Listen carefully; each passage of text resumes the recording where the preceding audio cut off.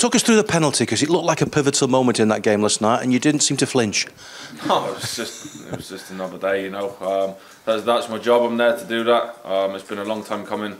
I think the last goal was a penalty again against Liverpool. So it's been a long time coming, and lucky enough it went in the back of the net.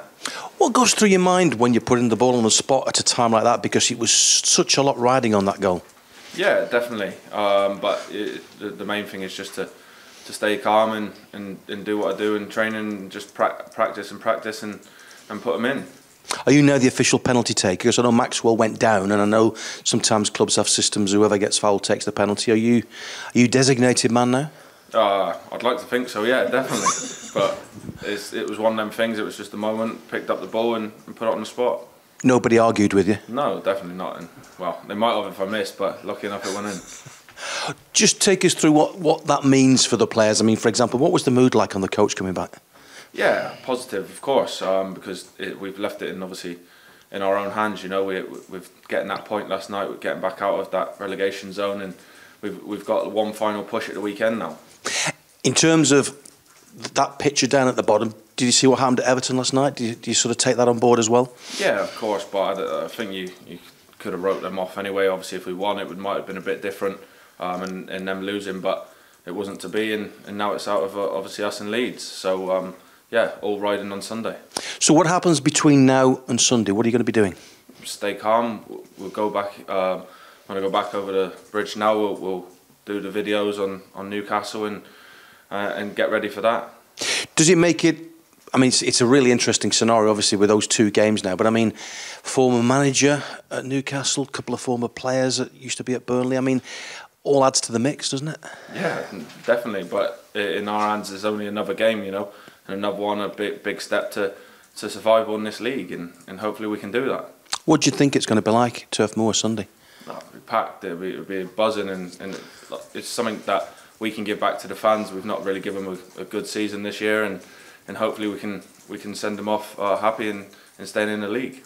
Are you a nervous player? Are you going to start suffering from nerves in the build-up to that game? No, definitely not. You have to take every game as it is, and this is what we strive to do every day. And these are the moments that, obviously not the relegation scrap, but this is the big moments. We've got a good dressing room. We've got to know how to avoid all of this. So hopefully we can come through it on Sunday.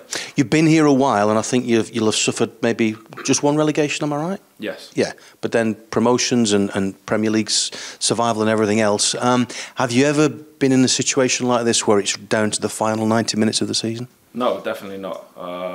This is something new for me, but yeah, hopefully we can, like I say, we can all come together and get the job done on Sunday. Has anybody mentioned the Orient game to you? Because I know that happened before you were actually on the planet, back in '87. No, they haven't. No, definitely not. You need to find out about that, because that was right the last game to stay in the Football League. It was a very interesting afternoon. Maybe one similar to what we're going to have on Sunday, but you've not heard of the Orient game? No. Maybe when I get back over the bridge, I'll ask a few of the older ones what actually happened. Yeah. That's lovely. Thank you. Hi, Ashley.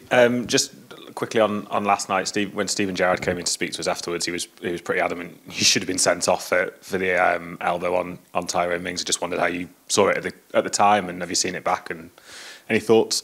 Yeah, obviously at the time, I never thought obviously nothing of it. Just me going to challenge for the ball. Obviously eyes are clearly on the ball.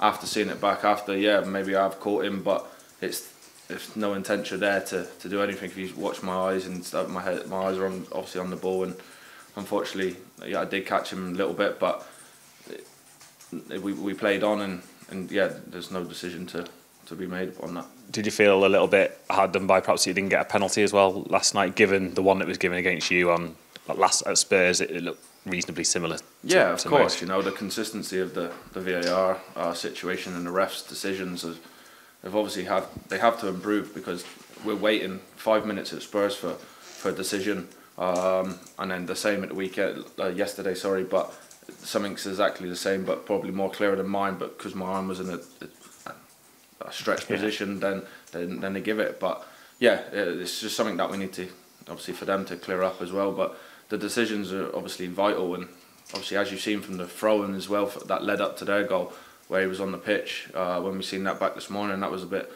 of a hard to take one, really, because he was on the pitch when he threw it, and obviously the delivery and the goal from them was obviously good from their point of view, but it's just something that we need to clear up from our side.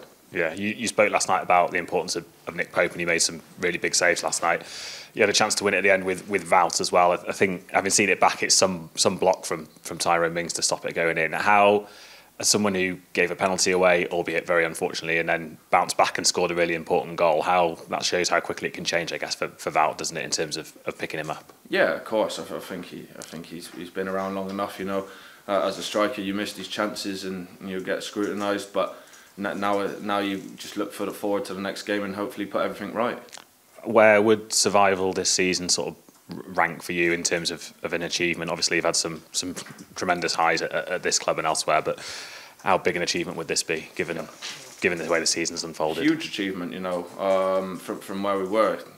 To win 3 games, I think it was, in 20-odd games, is not good enough by any means. That's relegation right there, staring at you. But with the lads have done well to turn it around, and hopefully that now we can get this final win at the weekend and get out of there and obviously be safe. How hard has this season been for you personally, or how different has it been, given obviously you had a bit of an injury and you've been in and out of the side a little bit? How have you sort of found the season as well? It's been very tough for me personally. Probably one of my lowest points in my Burnley career.